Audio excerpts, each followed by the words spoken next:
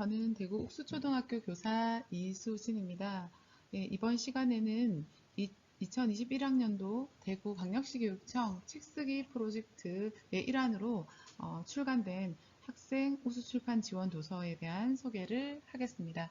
저희 학교 책쓰기 동아리 이름은 글과 함께 성장하는 우리라는 뜻으로 글함성 책쓰기 동아리입니다. 작년에는 12살 우리가 추천하는 인생책이라는 제목으로 출간을 했었는데 올해는 그 학생들이 또 6학년이 되고 또 새로 지원한 친구들과 함께 새로운 형식의 글을 쓰게 되었습니다. 올해 출간한 책의 모양입니다. 13살 우리가 바라는 세상, 이렇게 펼친 모양이 이렇게 보이시죠? 저는 이 초월한 필명으로 동화를 쓰는 동화 작가입니다. 그런데 사실은 학생들에게 동화 쓰기를 지도한 것이 아니라 교육과정의 일환으로 글쓰기를 지도를 했고요. 그 결과물을 책으로 엮게 되었습니다. 책을 쓰기 전에 먼저 들었던 질문입니다. 어떻게 하면 재밌는 글쓰기를 할 수 있을까? 재밌는 글쓰기를 할 수 없을까? 이런 고민에서 시작이 되었고, 그리고 2020년도, 작년, 아직까지도 저희가 코로나19의 영향으로 특히 작년 한 해는 글쓰기가 온라인상에서 중요한 소통 수단이 되었습니다. 그래서 이렇게 중요한 수단인 글쓰기를 6학년 국어과 교육과정에서 어떤 글쓰기랑 연계를 할 수 있을까를 살펴보았는데 논설문 쓰기가 1, 2학기에 걸쳐서 주되게 나왔어요. 그래서 학생들과 의논을 해서 논설문 쓰기를 우리가 1년 동안 열심히 여러 개의 프로젝트를 운영하면서 매개 수단으로 해서 그것을 연말에 책으로 엮자 이렇게 의논을 했고 학생들도 신나게 시작을 하게 되었습니다. 그렇게 해서 탄생한 책입니다. 책은 이렇게 구성이 되었어요. 우선은 책을 구성하게 된 그런 이야기를 들어가며에서 밝혔고 1부에서는 책 읽고 논설문 쓰고라고 해서 학생들 개개인이 하고 싶은 주제로 그리고 그 주제를 그냥 가져온 것이 아니라 자신들이 읽은 책에서 문제 상황이라든지 그 주제를 가지고 와서 문학과 연계한 문학 독서 논설문 쓰기를 해보았습니다. 2부에서는 내가 바라는 세상, 학생들이 세상에게 그리고 친구에게 어른들에게 하고 싶은 말들을 각각의 원하는 주제로 쓴 내용입니다. 3부에서는 요즘에 이렇게 온라인 회의처럼 구글 문서를 통해서 여러 명의 친구들이 동시에 글을 쓸 수가 있지 않습니까? 그래서 함께한 협력 글쓰기입니다. 온라인상에서 그 글들을 엮어서 함께 바라는 세상이라는 소제목으로 해서 3부를 엮게 되었습니다. 마지막 그 4부 혹은 새로운 그 장으로 이렇게 정리를 해 놓았는데 논설문 쓰기 비법을 아주 간단히 누구나 이 표만 보면 좀 쉽게 따라 쓸 수 있도록 이렇게 정리를 해 보았습니다. 1부는 조금 더 자세히 말씀을 드리면요. 아까 문학 독서 논설문 쓰기라고 했는데 그냥 논설문이 아니라 왜 굳이 책을 읽고 논설문을 썼느냐에 대해서 좀 말씀을 드리겠습니다. 저희가 논설문이라고 하면 일단 딱딱한 글쓰기가 떠오릅니다. 그래서 저는 평소에 학생들이 읽는 그 문학 작품 속에서 어떤 분명히 문학이라 함은 그 안에 갈등 요소가 있기 때문에 문제 상황을 찾아내고 그것을 제재로 해서 논설문을 쓸 수 있도록 그렇게 지도를 했습니다.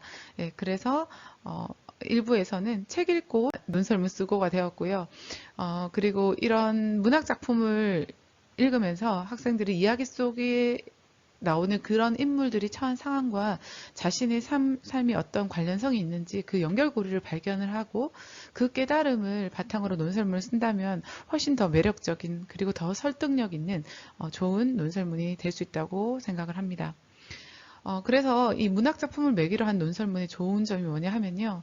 학생들의 삶과 분리된 이질적인 딱딱한 논설문 쓰기가 아니라 우리의 삶 속에 투영될 수 있는 그런 논설문 쓰기가 된다는 것입니다. 그래서 여러분이 학생들의 작품을 읽으면서 관심이 생기는 책들이 있을 수 있습니다. 그런 책들은 또 한번 찾아서 읽어보시면 독서도 더 확장될 수 있는 기회가 될 것이라 생각합니다.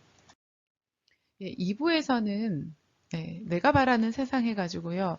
학생들 각자가 원하는 주제로 논설문을 썼습니다. 그래서 친구들이나 어른들에게 학생들 각자가 평소 하고 싶었던 이야기를 논설문의 형식으로 풀어놓은 그런 논설문 쓰기입니다. 3부는 앞서 말씀드린 대로 구글 문서를 활용을 해서 협력 글쓰기 한 결과들을 엮었고요. 어, 대부분이 학생들이 이제 원격 수업을 할 때 각자의 집에서 온라인으로 제가 만든 그 구글 링크 안에서 동시에 접속을 해서 논설문을 썼습니다. 그래서 처음에는 조금 힘들어하던 친구들이 익숙해지니까 정말 동시에 글이 완성되는 그 상황이 너무 즐거워했고요. 그리고 뒤늦게 이렇게 완성한 글들도 꼭 책에 실어달라고 끝까지 부탁을 하면서 엄청난 관심을 보였던 기억이 납니다. 이런 수업을 통해서 학생들은 새로운 정보와 글쓰기 수업을 또 경험을 하고 힘든 상황에서도 오히려 또 새로운 배움을 얻을 수 있다라는 그런 것을 깨닫게 되었습니다. 4부 논설문 쓰기 비법입니다. 제가 그 논설문 쓰기에 대해서 생각하는 바들을 조금 간단히 적으면서 이렇게 글의 구조를 처음, 가운데, 끝으로 이렇게 세 부분으로 나눈다면 각 단계에 조금 들어가면 좋을 법한 내용들을 이렇게 간략히 제시를 했고 논설문을 쓸 때 유의할 점도 이렇게 정리를 해 보았습니다. 책 쓰기를 하고 난 학생 작가의 후기입니다. 모든 학생들이 후기를 썼는데 그 중에 대표로 2명의 학생들의 후기만 한번 읽어드리겠습니다. 김지호 학생 작가는 우리 반 친구들과 함께 책을 출판하게 되어서 정말 기쁘다. 그동안 고생한 것들이 기억나지도 않는다. 나 혼자서 했으면 아무것도 하지 못했을 것이다. 선생님께서 하나하나 잘 가르쳐 주시고 친구들과 함께 열심히 노력했기에 할 수 있었다. 코로나 때문에 6학년 마지막을 그냥 보낼 줄 알았는데 정말 좋은 추억을 쌓고 가는 것 같다.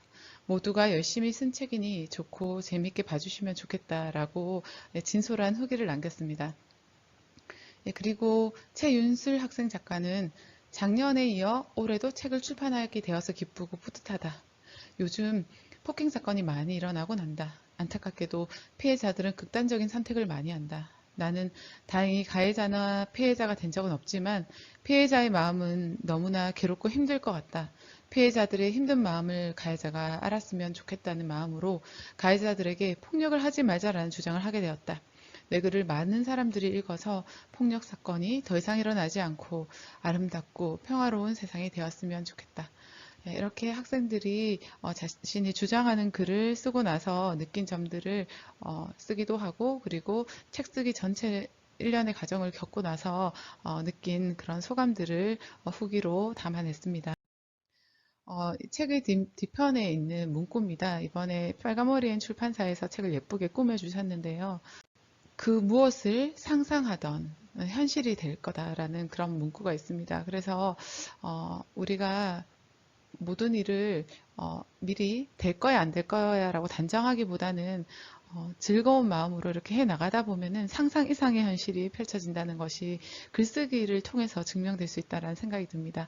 그래서 글과 함께 그리고 책과 함께 책 쓰기를 통해서 여러분이 계속 도전하시고 성장하시기를 함께 응원합니다. 학생들이 열심히 쓴 책 물론 부족한 점도 많겠지만 많이 읽어봐 주시고 그 글들을 보면서 용기를 내셔서 함께 도전해 보시면 좋을 것 같습니다. 네, 좀 버벅거렸는데 끝까지 들어주셔서 감사합니다.